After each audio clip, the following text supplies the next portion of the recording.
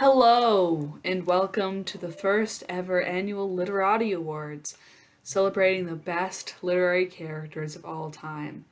I'm your host, Lexi Valium. You may know me from such shows such as Is That a Real Job and Behind the Instagram. And I'm your other host, Anna Fairchild.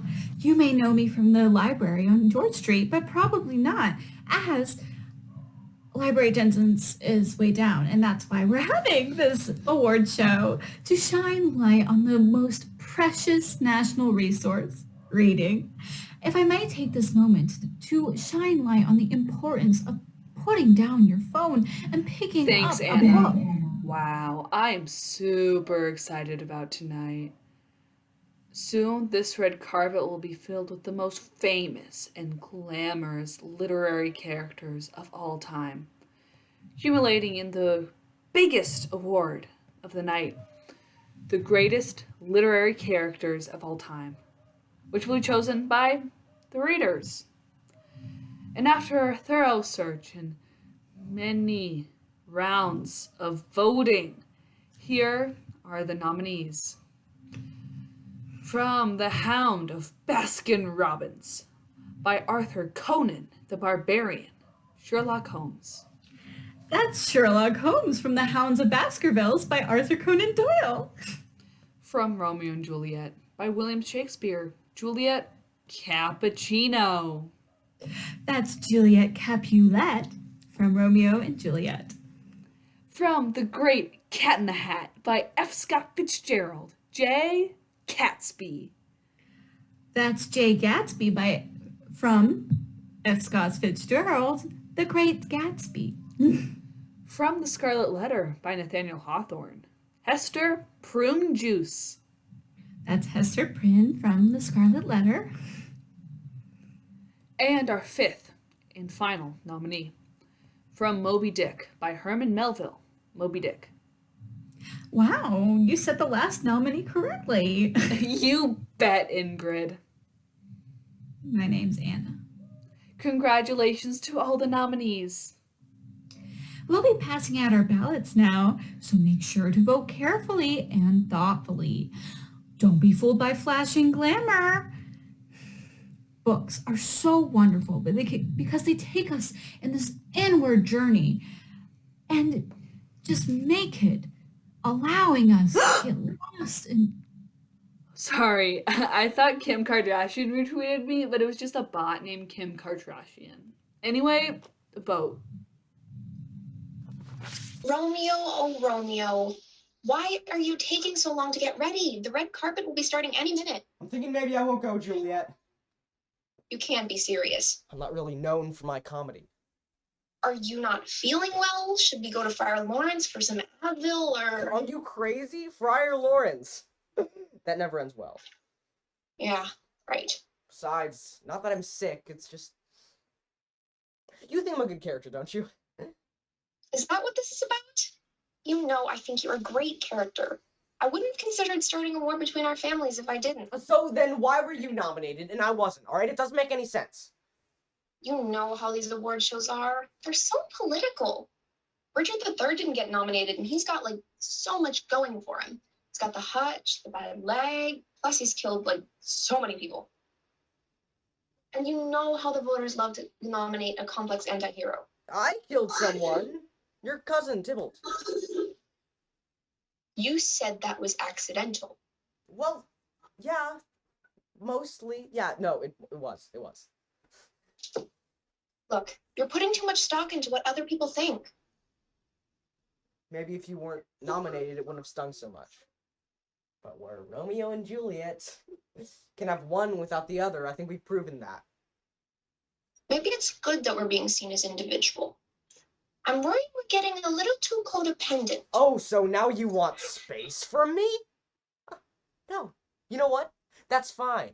You go on the red carpet and enjoy all the attention, and maybe I'll see if Rosalind is free tonight.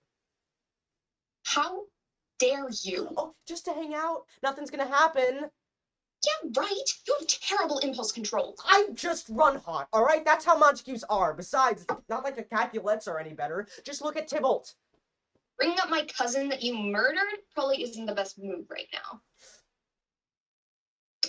Fair point. Look, this is just how relationships work. Not everything is going to be even between us. Just because you drink a vial of poison doesn't mean I have to too. Of course it does! I can't believe how immature you're being. I'm not immature for wanting a little recognition, okay? I was banished. It'd be nice to be welcomed back into the fold in a big way. Look, this is a big night for me. And you are sucking all the joy out of it. You're only thinking about yourself. Maybe 16 is too young to get married. Oh, no, don't say that. I'm happy for you. I really am. You're not acting like it. You know what? You're right. It was just a blow to my ego, that's all. So you'll come? Of course. Just as long as you don't win. Oh my God. Wait, hold on. No. It was a joke. Come on, I was just trying to lighten them. Come on, Juliet. Thought comedy wasn't your thing. Hello everyone and welcome back to the Literati Awards Red Carpet Bash. With me now is tonight's biggest nominee in terms of sheer body mass, Moby Dick. Moby, please tell me how excited you are to be a nominee. Wow, sounds like quite a rush. I bet your co-characters, excuse me, must be thrilled. Have you talked to them?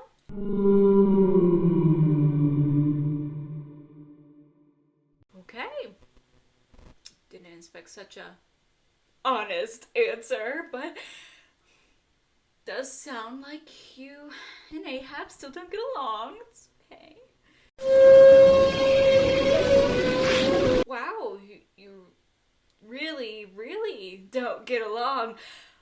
You're being very honest and quite harsh, actually. Have you been drinking? I see.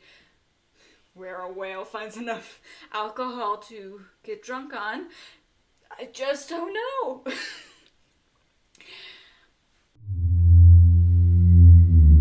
But before you leave, I have to ask you a question that I disagree with on principle, but my producers are forcing me to ask you, so what are you wearing? Yep, no one likes that question. Back to you, Lexi. You think these go with the outfit? Absolutely, Hester. You look amazing. I'm so excited for tonight. One day I'm being put in the stocks, and the next I'm nominated for a Literati Award. Speaking of which, we just need to add the final touch. Oh, I was thinking I'd leave the A off, just for the night. Hester, this is really hard for me to say. It's just, Put it out, unless you're actually going to spit at me, in which case, don't. My Puritan neighbors in Massachusetts really like to spit at me, and it's getting old. See, the thing is, Hester, without the A, no one's gonna recognize you. Of course they will. It's your thing. It's not my thing. I have plenty of other things going on, like my needlework. Hester, when you walk by, nobody thinks, oh, there goes that lady who's really good at needlework. They might, Trust me, they don't. but it doesn't go with the outfit. It doesn't go with any outfit. But I want this outfit to be different. Do you know what Puritan women wear? Brown. So much brown. Itchy brown. It's like they took all the burlap sacks that were too coarse to be made into sacks and thought, these will make great dresses. And then there's the bonnets. I mean, you've got no peripheral vision in those things. I once had a horse sneak up on me. A Clydesdale. You're only strengthening my case here. You've got no other normal identifying features. You need this. Maybe we could put it on my purse?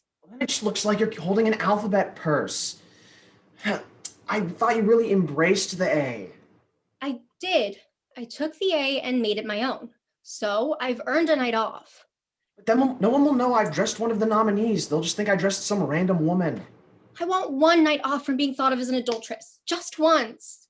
Oh, wow. Okay, kind of personal. I mean, it's fine. I just didn't know we were sharing. I'm a Libra. I thought you knew. That's what the whole A thing is about? I don't follow? What did you think it stood for? I thought it meant you were an A student in school. You're saying it's a mean thing? Yeah, they're shaming me. Why did you think I talked about being put in the stocks and having people spit on me? I just thought I didn't like you because you're so difficult. I'm not difficult. Well, you're being pretty difficult about this whole A thing. I guess context is everything. I can't believe I got a babysitter for this. Hey, wait. What if I bedazzled it?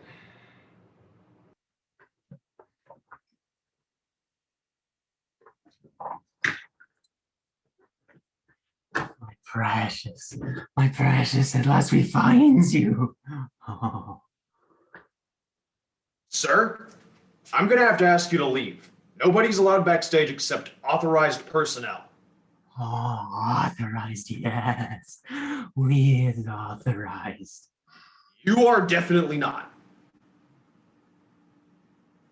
We need the precious. All right, that's it. Out you go. No, curses, Why is your curses. skin so slimy? Ugh. The precious is lost. And we're back.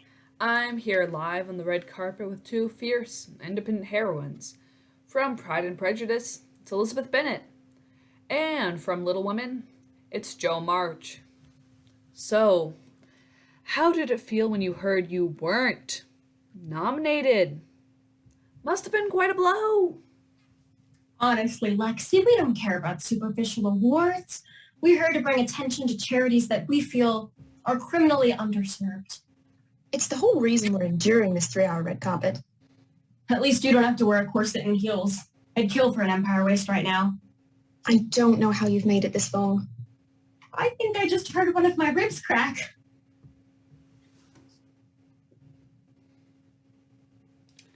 My producers are telling me to improvise, but I'm not sure what that means. So, sure, tell me about your charities. Well, as you know, I was at the center of one of the most famous love triangles in literary history. It was me, Mr. Darcy, and Mr. Wickham. One, headstrong, independent women who believed in love, and two, strong, complicated men who were both into me. Or so I thought.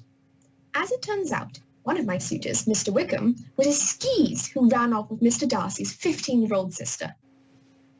Ew. I know, it's not great by today's standards, but it wasn't too good in mine either. So that's why I created the Don't Date a Creep Foundation. Now any woman has a place where they can run a thorough background check on any man who may seem hot and rich, but is in fact a total creep. Free of charge, of course. Wow. Sounds like a very specific charity. How about you, Joe? Lexi, as you know, I was childhood friends with a man named Laurie, which I know is confusing, but let's get it over with already. We grew up and Laurie fell in love with me and everyone wanted us to end up together, but we didn't, which sucked. He was the best man I ever knew. Plus our names even fit pretty well together. LeJoe. Not bad, right? I like Jory. Mine's better. Anyway, it was because of this heartbreaking experience that I started the Ship 'em Already Foundation. With the help of our generous staff of relationship counselors, we make sure that missed connections, like the one Laurie and I had, will never happen again. Amazing. I can't think of a more worthy cause. I can. Didn't your sister die of scarlet fever? Yep. Yeah, that would have made more sense. Shoot, can I get a do-over? Scarlet Fever charity is way better. Nope, because my producers are telling me to ask you, so who are you wearing? No! Absolutely not. This is precisely what's wrong with these award shows. You take strong, intelligent, complicated women who are way ahead of their time and you treat them like dolls. I didn't spend hour after hour in a rat-infested attic dedicating my life to becoming a writer just so you could reduce me to nothing more than a dress, okay? Ladies, I get it. It's a question everybody hates. But if you tell me who you're wearing, I'll let you plug your charities for 10 more seconds.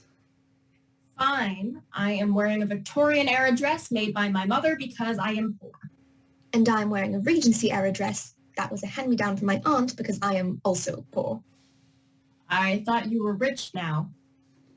I may roll in Pemberley these days, but I'm still a long-born girl through and through. Well, speaking of clothing, my producers are telling me to wrap this up. Really reaching for segues there, guys. Any last plugs? Yes, my charity is the Ship 'em Already Foundation. Don't make the same mistake I did and marry a weird old German guy. And mine is the Don't Date a Creep Foundation. Just because a guy is smoking hot and looks good in an officer's uniform doesn't mean you shouldn't give him a thorough background check. He may be a grown man who's into 15-year-olds. What? It's in the book. I know, but do you have to keep saying it? Wow. Well, on that awkward note, we better get back because I believe the show is about to begin. Back to you, Anna.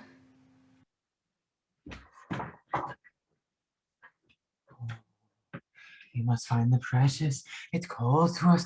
It calls to us. No! We must not. We are not even nominated. We gate crushes. Oh, the shame. Oh, we will do what it must for the precious. It completes us. But I thought the ring completes us. Oh, we used to, but now we are sick of the ring. We must get new precious. We are very materialistic. We do not deserve new precious. Surely Hester Prynne or Juliet? No! Oh, the precious is ours. We sneaks and we steals. And... Hey! Didn't I tell you to get out of here?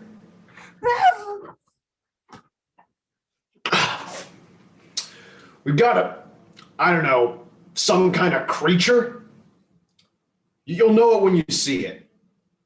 And smell it. It's awful. It's like fish, rotting fish, and greed. Well, it has a smell to me. Jesus.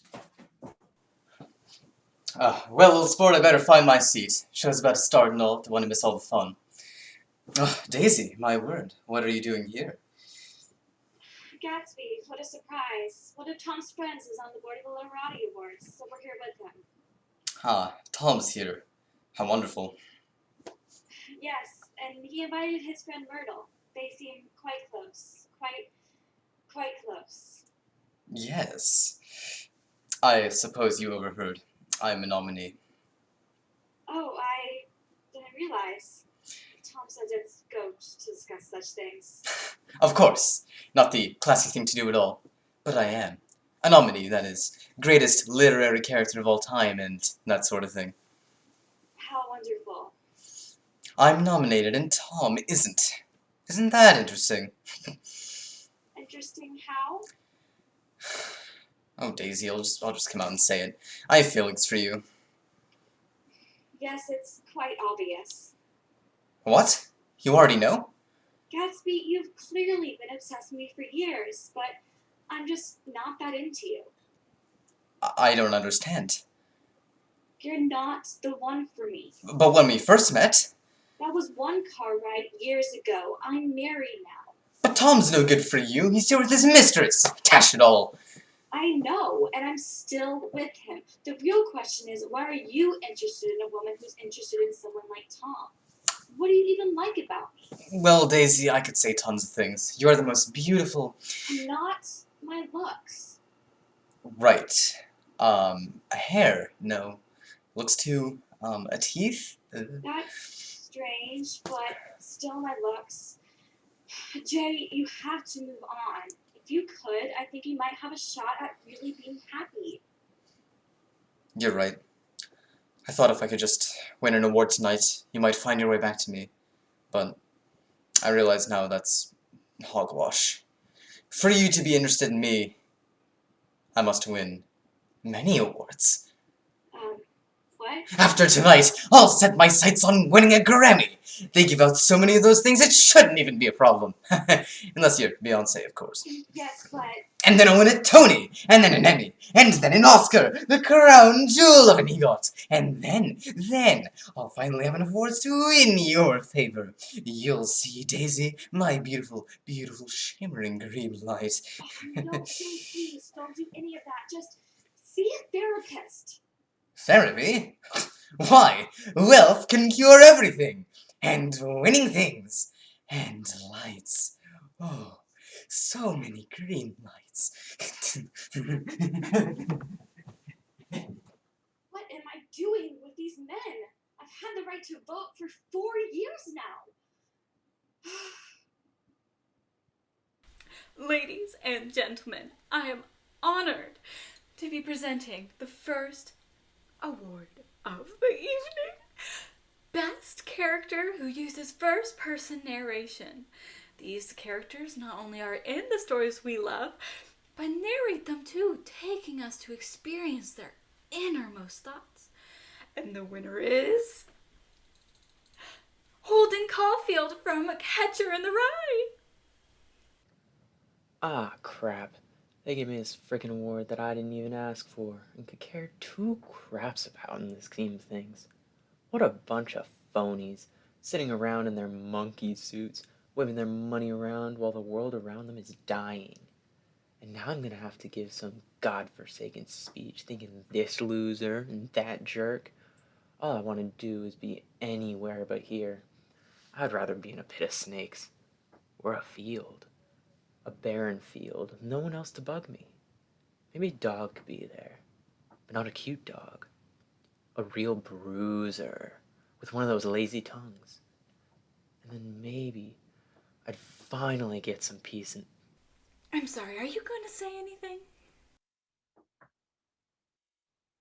Yeah. Thanks. Well, that was brief and hostile. We'll be back after these commercials. I want a Literati Award. Get me a Literati Award, Daddy. Sorry, Veruca, but that award is only for greatest literary character of all time, and you're not even the best character in your own book. I want a Literati Award now. All right, keep your shirt on. You there, you are the host of this thing, aren't you? How much for a Literati Award? They're not for sale. Come on, everything's got a price. This is a merit-based competition, and as much as I'm a fan of Willy Wonka and would love for him to have an award... Wonka? It's not for that weirdo with his chocolate rivers and wildly dangerous factory conditions. It's for my daughter, Veruca. Look how sweet she is. Get me a Literati Award. I want it. The answer is no. No. Come on now, Veruca, cheer up. It's not like an Oscar. You're right. I want an Oscar. Get me an Oscar now, Daddy. Veruca, that is not possible. I want an Academy Award for Best Picture. That's not even something they give to a person. It's for a movie. I don't care. Jay Gatsby said that he is going to get one, and I want one too. And one for Best Costume Design. Oh, and one for sound mixing. I don't know what that is, but I want it. Okay, everyone, I need all the ballots. The accounting firm of Beeman and Beeman need enough time to count every ballot at least 4 times, and you're cutting it very close. So turn them in. Hey, you, ballots in here. Thank you. After a thorough counting, we'll have the accurate results of the voting. We're not the Oscars. We only turn in accurate and valid results. Thank you and good luck. And now we come to the award for the best character who is saved by a Deus Ex Machina. As you know, a Deus Ex Machina is a literary device where a character is saved at the very last minute, but completely unexpectedly and without logic. And the winner is Gandalf from The Lord of the Rings.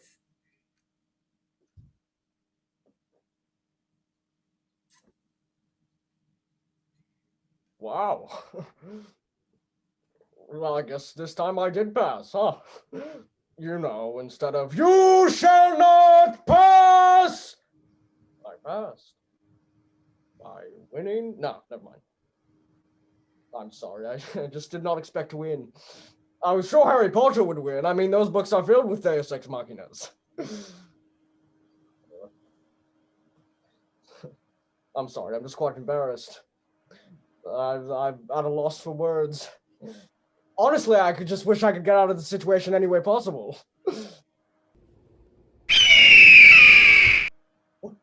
Quiet here! Yes! Every time!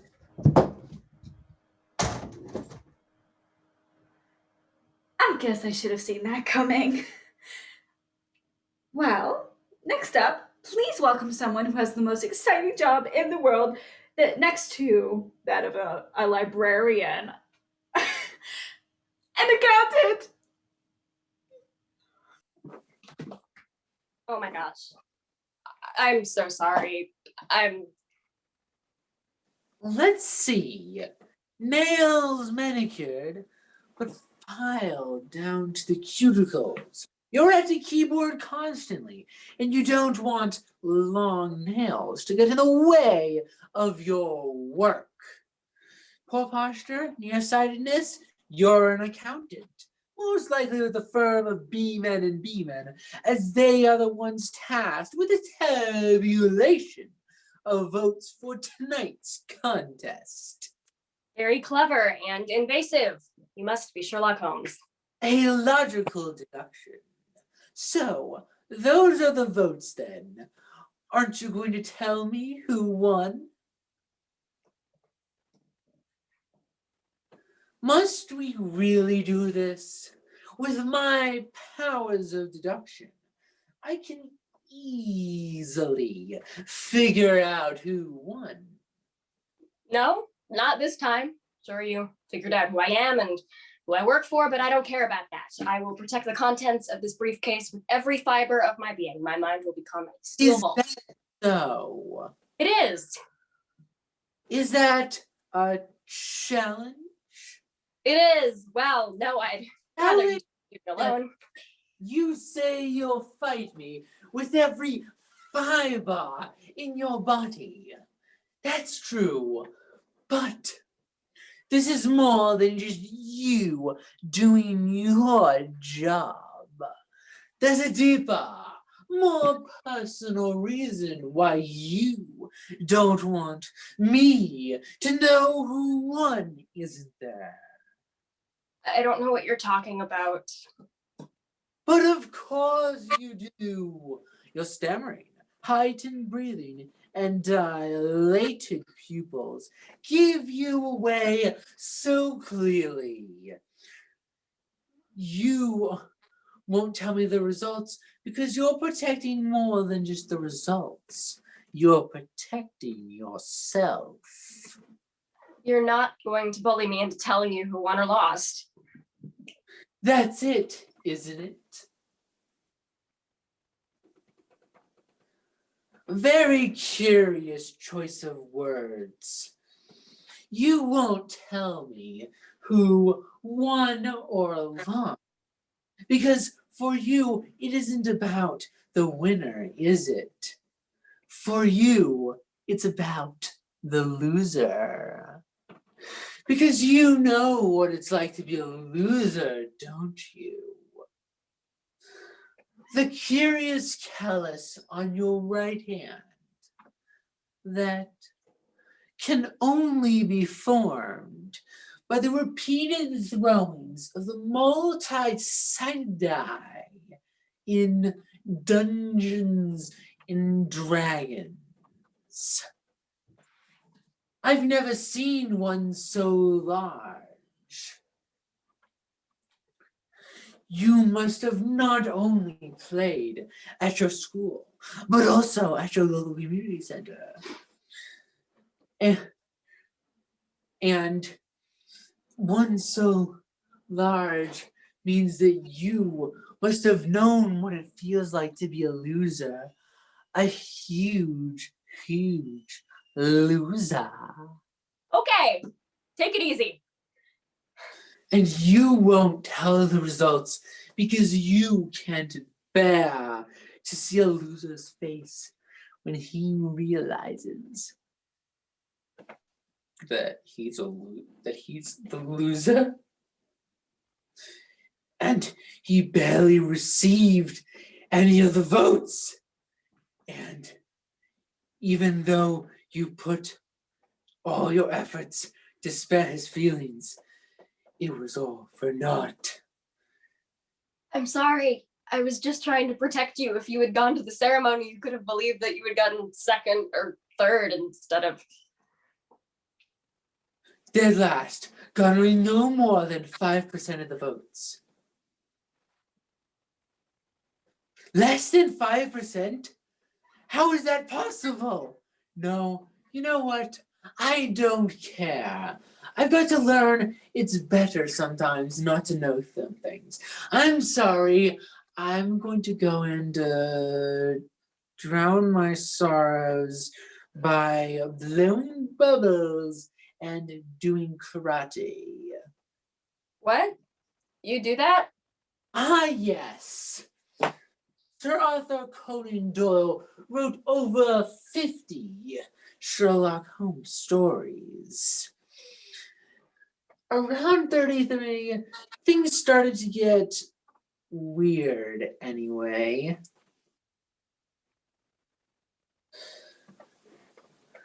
Oh, forget it. I have to know. And just remember, thanks to my powers of deduction. 2. You only got 2 votes. 2? Only? How is that even possible? I'm going to go do karate. Stupid watch shows.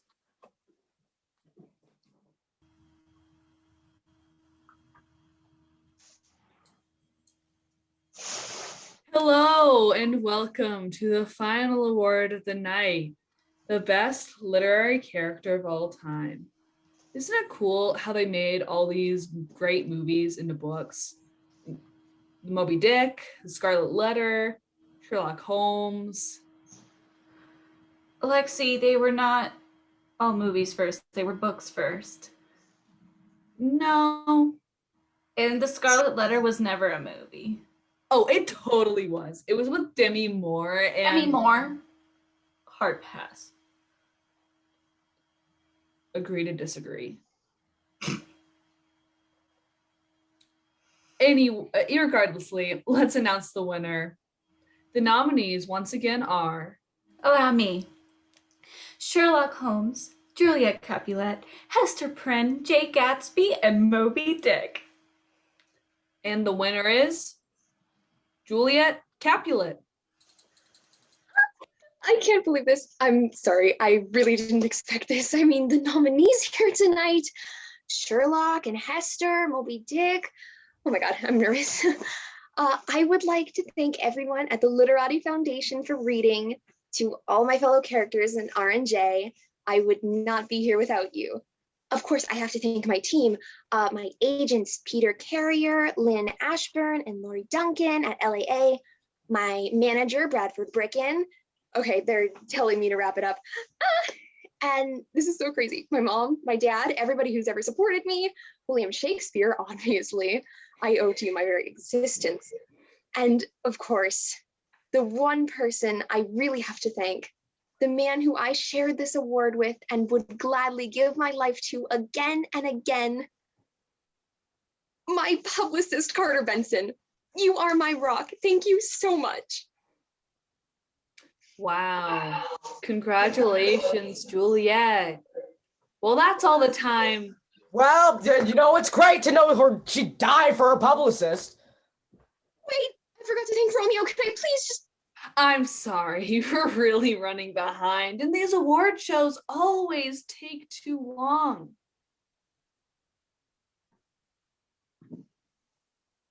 And that's our show. Thank you for...